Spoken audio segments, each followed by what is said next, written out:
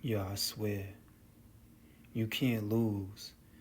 You can't lose when you're able to practice celibacy, abstinence. You can't lose when you're able to fast because you have so much energy to literally do whatever you want. You have so much energy. And because you are doing those practices, you're raising your frequency, you're raising your awareness. And then you start to realize that all the shit that people got going on out here, it's not really it. You feel me? Everybody's living in cycles and just repeating the same old things. And it's like you're craving something new. You're craving something deep of substance. And you're left with no choice but to dive deep within yourself. And that's when the real test come. That's when the real test come. Because you're going to be met with boredom. And you're going to want to keep distracting yourself. You're going to want to read 100 books.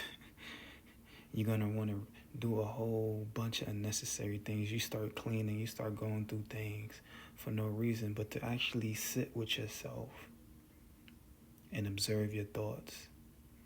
To not agree or disagree with any of it. To let things rise up so that you could learn from yourself and create something new. That's when the real test comes. That's when the real uncomfortability comes. You can't distract yourself with food right now. You can't distract yourself with no snacks. You can't distract yourself with a significant other. You can't distract yourself with going on the sites. You can't do none of that. So you're forced to really work on yourself. Because you can't just sit on this energy doing nothing. You're gonna go crazy. You gotta be doing some type of work. Even though it look like you sitting to yourself, you're doing some work. You're studying yourself. Or you could go work out and then repeat. So it's like, if you could master celibacy, abstinence, and just being like, hey, I'm not going to eat right now. I'm not going to do nothing that's like, to distract myself from myself. Yeah. When you're able to do that, you start to experience some real power. You feel me? And you always gonna wonder, like, damn, why I'm always shying away from this shit when I know it gives me power. But hey, balance is important too.